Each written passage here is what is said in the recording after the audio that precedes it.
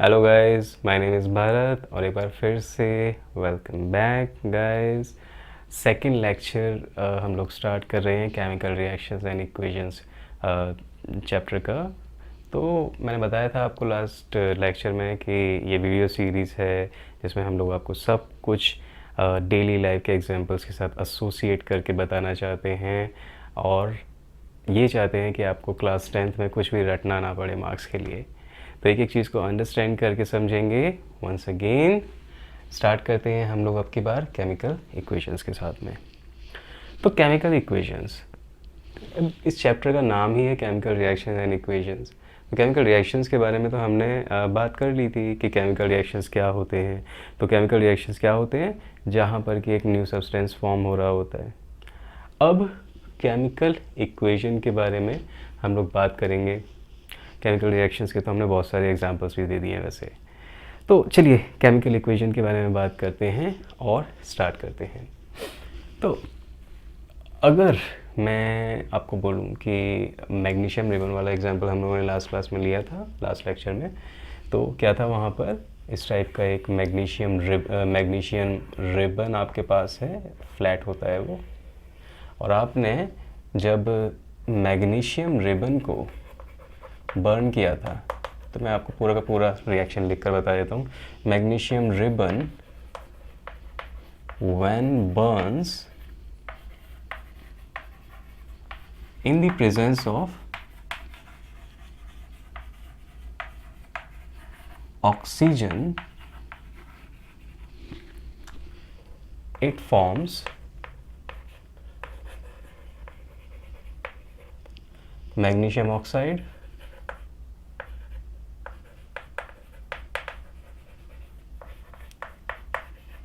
and large amount of energy is released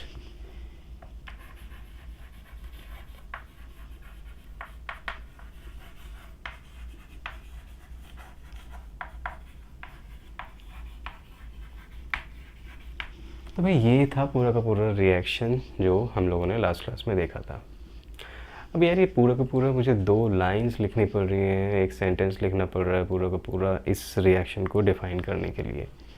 तो मैं कुछ कर सकता हूँ कि इसको छोटा कर दूँ। चलिए ट्राई करते हैं। मैं मेन चीज़ों पर ध्यान करता हूँ। मैग्नीशियम है हमारे पास और ऑक्सीजन के साथ रिएक्शन कर रहा है और मैग्नीशियम ऑक्साइड बना रहा है, बहुत सारी एनर्जी भी निकल रही है यहाँ पर। तो मैं क्या करता हूँ, यहाँ पे लिखता हूँ मैग्नीशियम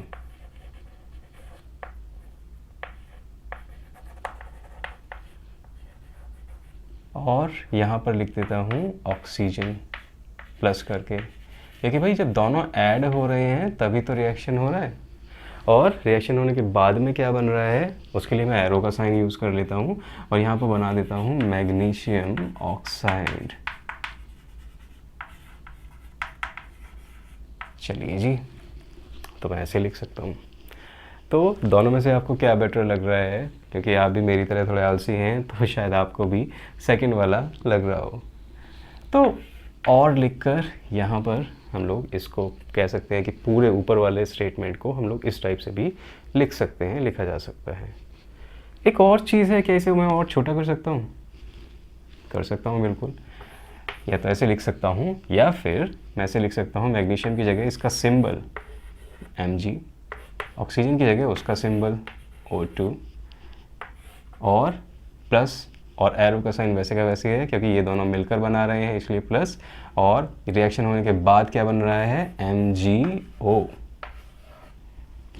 और इस प्रोसेस में काफ़ी सारी एनर्जी भी निकल रही है, शायद ऊपर भूल गए थे तो लिख देते हैं वहाँ पर भी। अब आपको बताइए, आपको ये लिखना है, ये लिखना है या ये लिखना है whenever you are defining this process. Obviously मुझे तो ये लिखना है, तो मैं तो हमेशा इसी टाइप से सिंबल्स का यूज़ करके किसी भी केमिकल चेंज को या केमिकल रिएक्शन को बताऊंगा आपको। तो क्या होता है, जब एक केमिकल रिएक्शन होता है हमारे पास, तो उस केमिकल रिएक्शन को या तो पूरा स्टेटमेंट लिख कर बता दो या फिर सिंबल्स की फॉर्म में उसे रिप्रेजेंट कर दो। और जब हम इसे सिंबल्स की फॉर्म में रिप्रेजेंट करते हैं ना, जस्ट लाइक दिस, तो इसी को हम लोग कहते हैं, इस सिंबॉलिक रिप्रेजेंटेशन को हम लोग नाम देते हैं किस चीज़ का? केमिकल इक्वेशन का। तो याद रखिए केमिकल इक्वेशन क्या है, अगर मेरे को आपको डिफाइन करना हो, it is the symbolic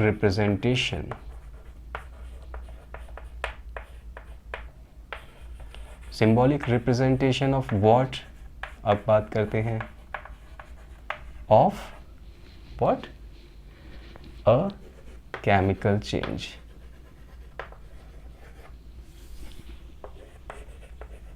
chemical change कह लो या फिर केमिकल रिएक्शन कह लो, एक ही बात है। तो भाई क्या है ये केमिकल इक्वेशन? ये सिंबॉलिक रिप्रेजेंटेशन है किसका? एक केमिकल चेंज का। ओके, अब एक आध और एग्जांपल ले लेते हैं। एनसीईआरटी मेरे पास है, आई होप आपके पास भी हो। तो लास्ट टाइम हम लोगों ने देखा था भाई कि जब जिंक का, वो याद है ना आपको, जब हमने बताया था कि अगर आप एक कॉनिकल फ्लास्क के अंदर एक डाइल्यूट एसिड रख लेंगे, पिछली वीडियो में है ये, तो यहाँ पर आपने लिख दिया, पिछली बार रखा था सल्फ्यूरिक एसिड, अब की बार ले लेते हैं हाइड्रोक्लोरिक एसिड। तो हाइड्रोक्लोरिक एसिड आपने लिया है और हाइड्रोक्लोरिक एसिड आपने लिया है डाइल्यूटेड, और यहाँ पर अब की बार वैसे अगेन आपने ग्रैन्युलेटेड या फिर दानेदार जिंक लिया है। तो यहाँ पर क्या होगा, ऐसे बुलबुले से उठेंगे किसके? डाइहाइड्रोजन के। तो इस चेंज को मैं कैसे लिख सकता हूँ? हाइड्रोक्लोरिक एसिड होता है HCl, और हाइड्रोक्लोरिक एसिड किस फॉर्म में है? ये डाइल्यूटेड है, मतलब इसके अंदर मिला हुआ है पानी, तो इसके आगे मैंने लिख दिया DIL, जो कि स्टैंड करता है, सिंबल है जब कोई भी एसिड, बेस या सब्सटेंस डाइल्यूटेड फॉर्म में होता है, प्योर फॉर्म में नहीं होता है, तब डाइल्यूट DIL लिख देते हैं। और इसके साथ में मैंने मिलाया है जिंक। अब जो ग्रैन्युलेटेड जिंक था, जिंक के जो दाने जो थे ना, वो सॉलिड फॉर्म में थे, तो उस सॉलिड के लिए मैं यहाँ पर लिख देता हूँ S। और जब ये दोनों मिले तो क्या हुआ, क्या बना, आगे एरो के वो भी लिख देता हूँ, यहाँ पर बनता है ZnCl2। इस केमिकल का नाम है भाई जिंक क्लोराइड। और जिंक क्लोराइड किसके अंदर डिजॉल्व है? पानी के अंदर डिजॉल्व है, एक्वस या एक्वा के अंदर डिजॉल्व है, वाटर के अंदर डिजॉल्व है, तो एक्वस सॉल्यूशन बना रहा है। एक्वस सॉल्यूशन के लिए AQ लिख देते हैं यहाँ पर, तो AQ यहाँ पर लिख दिया। और एक और चीज़, यहाँ पर डाइहाइड्रोजन जो है गैस की फॉर्म में वो भी निकल रही है। ओके जी, तो इस हिसाब से हम लोग सिंबॉलिक फॉर्म में वंस अगेन रिप्रेजेंट कर रहे हैं एक केमिकल चेंज को, तो this will be called a chemical equation, right. अब मैंने कुछ सिंबल्स के बारे में आपको बताया है, तो चलिए उन सिंबल्स को भी मैं आपको एक जगह लिस्ट कर देता हूँ, ताकि आपको बार बार कन्फ्यूजन ना हो कि ये क्या है और वो क्या है। तो जब भी आप बुक में देखें आपको चीज़ें क्लियर हों। तो ये जो सिंबल्स दे रखे हैं ना, एक बार मैं इनकी भी एक लिस्ट बनाकर आपको अभी देता हूँ। लेट मी रब द बोर्ड और फिर आगे बढ़ते हैं। चलिए गाइस, इन सिंबल्स को एक बार देख लेते हैं। ये सिंबल्स बार बार आपके पास आएंगे और आपको इनका मीनिंग पता होने ज़रूरी है। तो सबसे पहले स्टार्ट करते हैं यहाँ से S, ठीक है। तो these are basically the symbols used in chemical equations। तो भाई ये सिंबल्स को याद रखना है आपको, और इन्हीं के बेसिस पर आपको काफ़ी सारी चीज़ें जो है वो समझ में आने लगेंगी। तो S स्टैंड्स फॉर सॉलिड, ठीक है जी। ये तो एक बहुत ही जनरल चीज़ है। जैसे कि हम लोगों ने जिंक का जो रिएक्शन था ना, जिंक का रिएक्शन जब करवा रहे थे हम लोग HCl के साथ, तो हम लोगों ने लिखा था कुछ इस टाइप से, ZnCl2 AQ and H2 gas. तो पहले 3 तो बहुत ईजी हैं, बहुत ही ज़्यादा। तो S स्टैंड्स फॉर सॉलिड, ठीक है। तो अगर कोई चीज़ सॉलिड सब्सटेंस है, कोई केमिकल सॉलिड है, तो वहाँ पर S लिखेंगे उसके सिंबल के आगे। The next one is gas. जैसे यहाँ पर डाइहाइड्रोजन जो है इस प्रोसेस में उसके बुलबुले छूटते हैं और वो रूम टेम्परेचर पर गैस होती है, तो गैस की फॉर्म में वहाँ पर निकल रही है, तो भाई उसके आगे हमने G लगा दिया। और ऐसे ही अगर कोई लिक्विड होगा तो उसके साथ भी हम लोग ऐसा ही कुछ करते हैं। अब यहाँ पर जो देखने वाली चीज़ है, HCl के साथ मैंने लिखा हुआ है डाइल्यूट। तो डाइल्यूट का मतलब ये, डाइल्यूटेड का मतलब ये है कि जब भी कोई एसिड बेस या केमिकल हम लोग वाटर या किसी और सब्सटेंस में डिज़ोल्व करते हैं, तो क्या होता है कि अगर उसका पूरा 100% कॉन्सेंट्रेशन नहीं है और 5 या 10% कॉन्सेंट्रेशन है, 15% कॉन्सेंट्रेशन है, 20% कॉन्सेंट्रेशन है, तो उसको लिख सकते हैं कि डाइल्यूटेड है, ये इसमें कुछ मिलावट की गई है और ये पूरा का पूरा उतना इफ़ेक्टिव नहीं है जितना प्योर फॉर्म में होता है। अब ऐसा नहीं है कि जब हम कॉन्सेंट्रेटेड लिखेंगे तो सब्सटेंस बिल्कुल ही प्योर फॉर्म में होगा, ऐसा नहीं है। जैसे कि बात करते हैं HNO3 या नाइट्रिक एसिड के बारे में। तो जब HNO3 के बारे में बात की जाती है, इसके आगे जब कॉन्सेंट्रेटेड लिखते हैं तो जनरली हम लोग लिखते हैं कि ये 65-68% से ऊपर है, तो अब हमने उसको HNO3 को कॉन्सेंट्रेटेड लिख दिया। और अगर ये सिर्फ 5-7% तक होता है तो HNO3 को वहाँ पर डाइल्यूट लिख देते हैं। और जनरली एसिड्स बेसिस के अंदर क्योंकि बहुत ही ज़्यादा वाटर का ही यूज़ होता है, ठीक है, एज ए डाइल्यूटेंट, तो हम लोग उसको एक्वस नहीं लिखते हैं, डाइल्यूटेड ही लिखते हैं। अंडरस्टूड हो जाता है कि भाई पानी के साथ ही मिलकर बना होगा। अब कॉन्सेंट्रेटेड का मतलब ऐसा नहीं है, याद रखना कि 100% चीज़ है, हो सकता है 60-70% ही हो। और डाइल्यूटेड का मतलब है 5-7%, 10%, 20%। अलग अलग जगहों पर ये डाइल्यूटेड का मीनिंग थोड़ा अलग अलग हो जाता है। तो एसिड्स बेसिस के साथ में जनरली हम लोग ये डिल और कॉन्क यूज़ करते हैं। डिल का मतलब डाइल्यूटेड है चीज़, कॉन्क का मतलब केमिकल कॉन्सेंट्रेटेड है। और कॉन्सेंट्रेटेड का मतलब ये होता है कि भाई वहाँ पर उसको बहुत ही हैंडल विद केयर करना चाहिए, बहुत ही सोच समझ कर उसे यूज़ करना चाहिए, ग्लव्स वगैरह पहनकर, प्रोटेक्शन पहनकर। अच्छा, अब इसके बारे में बात कर लेते हैं। यहाँ पर ZnCl2 के बाद साथ में लिखा हुआ है AQ।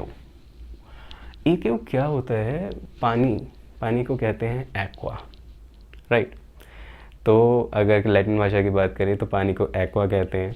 और जब पानी के अंदर कोई चीज़ घुलती है, एक सॉल्यूशन बना लेती है, क्लियर सॉल्यूशन, तो उसको हम लोग कहते हैं कि ये एक एक्वस सॉल्यूशन है, ठीक है।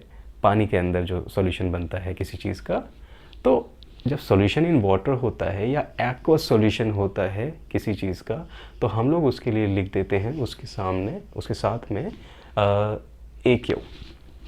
तो ये सिंबल आपको याद रहना चाहिए। ऐसे ही PPT है। PPT का मतलब प्रेसिपिटेट। देखो भाई, काफ़ी बार होता है कि हम लोग इसका एग्जांपल भी देखेंगे आगे चल के। तो काफ़ी बार होता है कि किसी रिएक्शन के अंदर कुछ ऐसी चीज़ फॉर्म हो रही होती है जो कि इनसॉल्युबल होती है। तो वो क्या करती है, आपने एक टेस्ट ट्यूब में अगर कुछ सब्सटेंसेस लिए हैं, शुरुआत में तो सब कुछ घुला हुआ होगा, होमोजीनियस, लेकिन जैसे ही दूसरी टेस्ट ट्यूब के साथ आपने डाला तो क्या हो गया, यहाँ पर इनसॉल्युबल सब्सटेंस बनने लगे जो कि नीचे बैठेंगे। अब क्योंकि वो नीचे बैठते हैं ना, तो कई बार उसके लिए ऐसे डाउनवर्ड एरो का साइन लग जाता है, या फिर उसे कह देते हैं प्रेसिपिटेट या फिर इनसॉल्युबल सब्सटेंस जो कि फॉर्म हो रहे हैं उस रिएक्शन में। तो PPT ये सिंबल है। तो आई थिंक हम लोगों ने सारे के सारे सिंबल इसमें से ऊपर वाले कवर कर लिए। अब बात कर लेते हैं एक टेम्परेचर और प्रेशर की। एक एग्जांपल के साथ मैं आपको बताता हूँ। जब N2 यानी कि डाई नाइट्रोजन रिएक्ट करती है H2 के साथ यानी कि डाई हाइड्रोजन, दोनों ही गैसियस फॉर्म में होंगी, तो ये एक दूसरी गैस बनाती है जिसका नाम होता है NH3 इस गैस का नाम है अमोनिया, याद रखेंगे आप लोग। इम्पॉर्टेंट गैस है, फर्टिलाइज़र वगैरह बनाने में काम आती है और बहुत सारी और भी चीज़ों में काम आती है। अभी जो रिएक्शन है ये नॉर्मल कंडीशन में नहीं होता है कि भाई आपने एक सिलेंडर में नाइट्रोजन ले ली, दूसरे सिलेंडर में अमोनिया ले ली, दोनों को कनेक्ट कर दी, हाइड्रोजन ले ली और दोनों को कनेक्ट करके अमोनिया बनवा दिया। ऐसा नहीं होता जनरली। क्या होता है, ये रिएक्शन बहुत ज़्यादा हाई टेम्परेचर पर होता है और इसके लिए बहुत ज़्यादा दबाव या प्रेशर रिक्वायर्ड होता है। अगर वो टेम्परेचर और प्रेशर नहीं है तो अमोनिया नहीं बन सकता है। तो अमोनिया बनाने के प्रोसेस में लेट्स से 700 डिग्री सेल्सियस का टेम्परेचर चाहिए। तो टेम्परेचर को ना इस एरो के ऊपर लिख देते हैं, कई बार एरो के नीचे भी लिख देते हैं। ऐसे ही प्रेशर को भी मान लीजिए कि हमारे आसपास की जो एयर है ना वो हमारे ऊपर प्रेशर बना कर रखे हुए है, पता होगा आपको। तो जो एयर है वो प्रेशर उसका इतना ज़्यादा है कि जब हम स्पेस में जाते हैं तो हमें एक स्पेशल सूट की ज़रूरत पड़ती है, स्पेस सूट।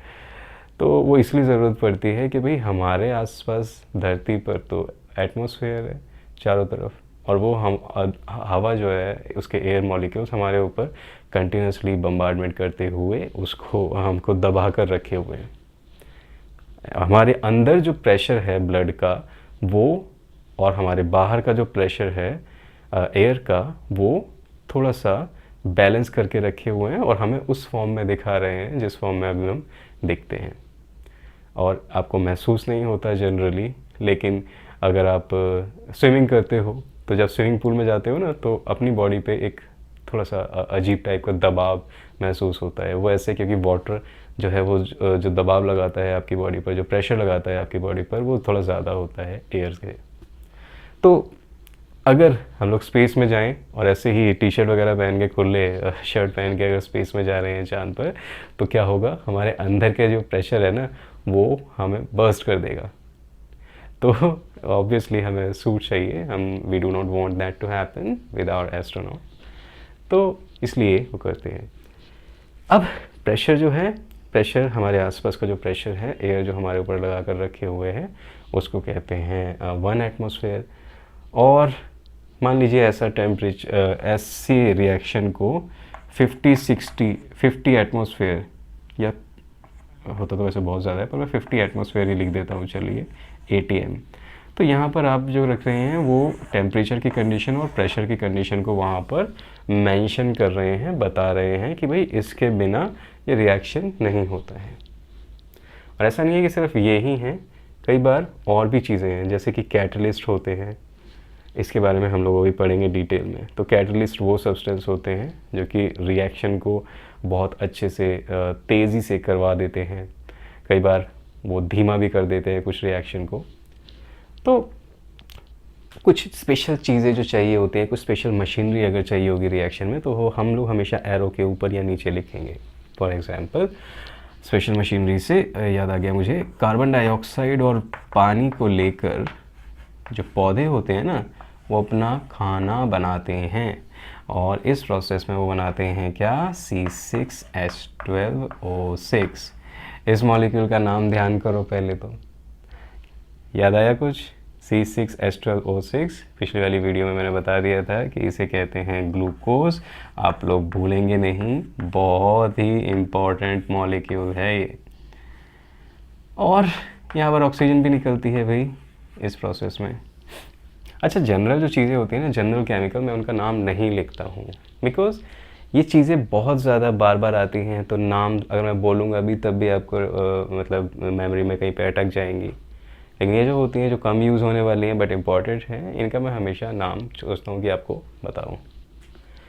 अच्छा, इस प्रोसेस को हम लोग विदाउट सनलाइट नहीं करवा सकते, तो इस प्रोसेस के लिए मुझे चाहिए भाई एक तो सनलाइट ज़रूरी,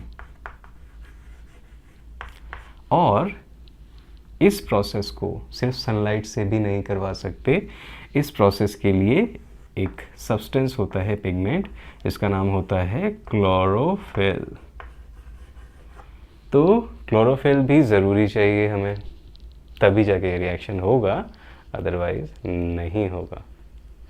तो यहाँ पर जो कुछ भी अगर हमें स्पेशल चीज़ें चाहिए होती हैं, स्पेशल हमारी रिक्वायरमेंट होती है, तो हम इस टाइप से एरो के ऊपर या नीचे हमेशा लिखते हैं। तो ये सिंबल्स आई होप आपको अब हमेशा याद रहेंगे और इनमें आप कोई गड़बड़ नहीं करेंगे अब से, ठीक है। पहले भी नहीं करते हो शायद, बट अब तो पक्का हो गया कि एक एक चीज़ आपने समझ ली है। तो चलिए अब मैं बोर्ड रब करता हूँ और फिर उसके आगे बढ़ते हैं। तो बच्चों अब केमिकल इक्वेशन के बारे में हम लोगों ने सीख लिया है। अब नेक्स्ट टॉपिक है हमारा बैलेंसिंग केमिकल इक्वेशंस। इस चैप्टर के बारे में मैं आपको एक चीज़ बता देता हूँ कि अगर पेपर में मैं एग्ज़ाम्स में मैं बता देता हूँ कि कुछ भी आए या ना आए इस चैप्टर में से, बट ये ज़रूर आएगा और ज़रूर आएगा। तो बैलेंसिंग केमिकल इक्वेशंस में हम लोग क्या करते हैं, बैलेंस करते हैं केमिकल इक्वेशंस को। और वो बैलेंसिंग क्यों होती है, क्या होती है, चलिए एक एग्जांपल के साथ देख लेते हैं। मान लीजिए आपके पास है ये सिंपल सा रिएक्शन कि H2 रिएक्ट कर रहा है O2 के साथ और बना रहा है यहाँ पर H2O। तो भाई H2O2 बना रहा है, ठीक है जी। अब मैं यहाँ पर अगर अंदर की बात देखूँ तो यहाँ पर कह सकते हैं कि भाई एक H2 मॉलिक्यूल होगा जिसके अंदर 2 हाइड्रोजन के एटम होंगे। कैसे पता लग रहा है, इससे, इस चीज़ को कहते हैं हम लोग एटोमिसिटी, और जो लेफ्ट में लिखी होती है उसे कहते हैं मॉलिकुलैरिटी। अब मैं बता दूंगा अभी आपको। तो यहाँ पर देखते हैं ऑक्सीजन, और ये मिलकर बना रहा है H2O, कुछ इस टाइप से। अब अगर देखा जाए ध्यान से तो यहाँ पर 2 हाइड्रोजन के एटम हैं, यहाँ पर 2 हाइड्रोजन के एटम हैं, सही है। 2 ऑक्सीजन के एटम हैं, 1 ऑक्सीजन का एटम है, सही नहीं है। अब हम लोग चाहते हैं कि जब भी इस टाइप से कोई केमिकल इक्वेशन लिखी जाए तो हम लोगों को पता हो कि भाई कितना हाइड्रोजन लेना ज़रूरी है, कितना ऑक्सीजन लेना ज़रूरी है, कितने किसके मोल्स या एटम्स लेने ज़रूरी हैं। और इससे हम लोग एक्चुअली श्योर हो जाते हैं कि इतना लेंगे, इतना बनेगा और रिएक्शन अच्छे से हो जाएगा। लेकिन यहाँ पर तो कुछ चीज़ बैलेंस नहीं हो रही भाई।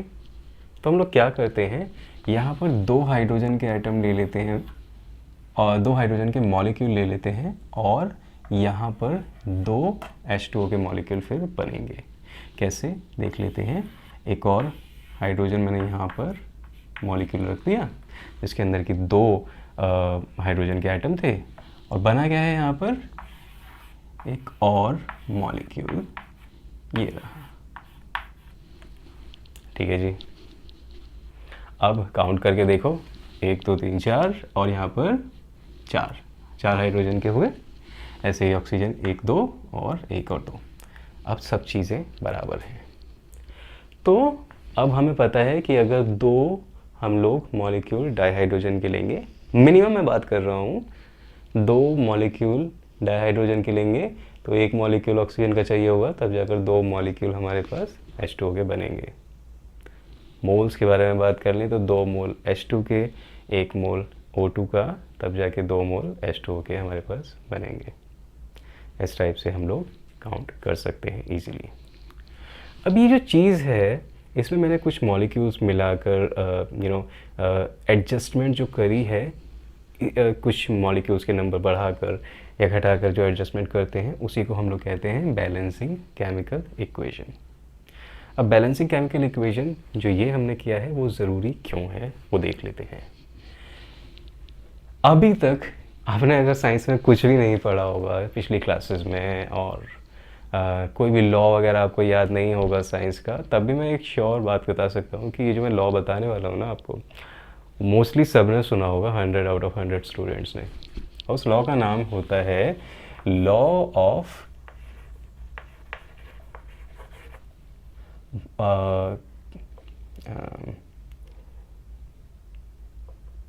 Conservation of mass.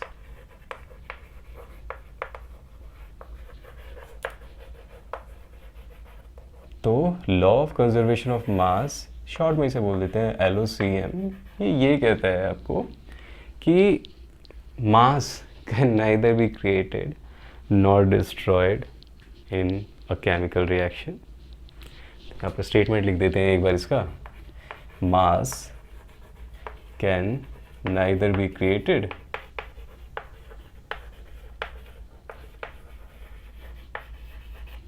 nor destroyed in a chemical reaction। तो ये है भाई, तो मास को कह लो चाहे कह लो एटम्स को, तो एक ही बात है, एक एटम से ही मास होता है। अब अगर इसकी बात करें तो लॉ ऑफ कंजर्वेशन ऑफ मास के अकॉर्डिंग कुछ भी नया नहीं बनेगा, कोई भी नया एटम या मॉलिक्यूल नहीं बनेगा, कुछ भी डिस्ट्रॉय नहीं होगा जब एक केमिकल रिएक्शन होता है। इसीलिए जब यहाँ पर 4 थे, लेफ़्ट साइड में 4 हाइड्रोजन के एटम, तो राइट साइड में भी 4 होने ही चाहिए थे। लेफ़्ट साइड में अगर 2 ऑक्सीजन के थे, राइट साइड में भी 2 ऑक्सीजन होने ही चाहिए थे। तो इस मास के अकॉर्डिंग, इस लॉ के अकॉर्डिंग हमारा जो मास है लेफ़्ट साइड का और राइट साइड का वो हमेशा बराबर होगा। ठीक है जी। तो चलिए अब बात कर लेते हैं बैलेंसिंग की। तो बैलेंसिंग करते कैसे हैं? फॉर एग्ज़ाम्पल आपको H2O2 H2O दिया हुआ था, मैंने लगाकर नंबर्स वहाँ पर क्या कहते हैं चेंज कर दिया पूरी इक्वेशन को, नंबर्स को, नंबर ऑफ़ एटम्स लेफ़्ट और राइट में कितने होंगे उसको। तो जब मैंने ऐसा किया तो मैंने बैलेंस कर दी केमिकल इक्वेशन। अब एक प्रोसेस है पूरा, कैसे हम लोग केमिकल इक्वेशन को बैलेंस करते हैं। तो देख लेते हैं सबसे पहले कि एक कुछ बेसिक है, एक दो चीज़ें जो आई थिंक आपको पता होनी चाहिए। जब इस केमिकल रिएक्शन के अंदर 2H2 लिखा मैंने और O2 लिखा, ये बना रहा था 2H2O। तो यहाँ पर चीज़ें थोड़ी थोड़ी हैं, एक हाइड्रोजन है, एक हाइड्रोजन रिएक्टेंट है, एक ऑक्सीजन रिएक्टेंट है और एक ही प्रोडक्ट बन रहा है, सिंगल प्रोडक्ट H2O। तो चीज़ें थोड़ी हैं। तो यहाँ पर ऐसे काउंट करके मैं देख सकता हूँ। अब ये जो चीज़ होती है, ये जो नंबर होता है, ये सबस्क्रिप्ट में जो लिखते हैं सिंबल के आगे, इसको नाम देते हैं हम लोग एटॉमिसिटी। नाम ध्यान रखना, एटॉमिसिटी। एटॉमिसिटी का मतलब होता है number of elements, number of atoms of an element,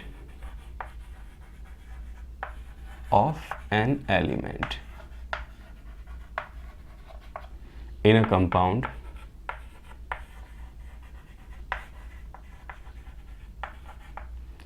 तो यहाँ पर मैं कह सकता हूँ कि इस मॉलिक्यूल के अंदर हाइड्रोजन की एटॉमिसिटी है भाई 2, इस मॉलिक्यूल के अंदर ऑक्सीजन की एटॉमिसिटी है 2 और इस मॉलिक्यूल के अंदर हाइड्रोजन की एटॉमिसिटी है 2, ऑक्सीजन की एटॉमिसिटी है 1 H2O के अंदर। तो ये और ये सारे के सारे एटॉमिसिटी हैं अलग अलग एलिमेंट्स की ऑब्वियसली। अब ये जो नंबर होता है दूसरा वाला, ये जो नंबर होता है, इस नंबर को हम लोग कहते हैं, यहाँ पर अगर कुछ नहीं है तो 1 लेंगे, इस नंबर को हम लोग नाम दे देते हैं क्या? मॉलिक्यूलैरिटी। अब मॉलिक्यूलैरिटी क्या बोला है? मॉलिक्यूलैरिटी है number of molecules of a chemical. ठीक है, तो जो भी केमिकल होगा उसके कितने नंबर ऑफ मॉलिक्यूल्स हम लोगों के पास हैं उस केमिकल रिएक्शन में, ये हम बताते हैं मॉलिक्यूलैरिटी से। अब एक चीज़ याद रखने की है कि अगर आपको नंबर ऑफ एटम्स काउंट करने हो लेफ़्ट साइड में या राइट साइड में कभी भी, तो आप एक फॉर्मूला लगाएंगे, total number of elements, total number of atoms किसी भी एलिमेंट के काउंट करने हो तो ये होता है एटॉमिसिटी, और इसको मल्टीप्लाई कर दो किससे? मॉलिकुलैरिटी से। कॉमन सेंस टाइप का फॉर्मूला है ये, पर आपको पता होना चाहिए।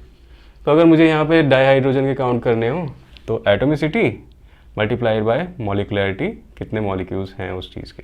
तो यहाँ पर 2 एटम हर मॉलिक्यूल में थे हाइड्रोजन के, और टोटल 2 ऐसे मॉलिक्यूल थे, तो 2 2 ज़ा 4 इसकी एटोमिसिटी हो गई।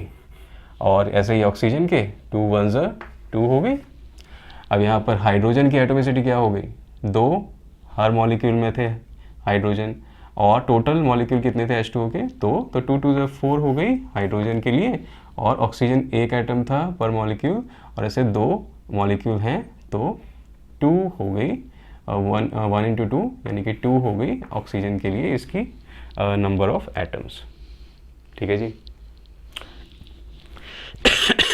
तो इस हिसाब से आप लोग कैलकुलेट कर सकते हैं total number of atoms, atomicity multiplied by molecularity करके।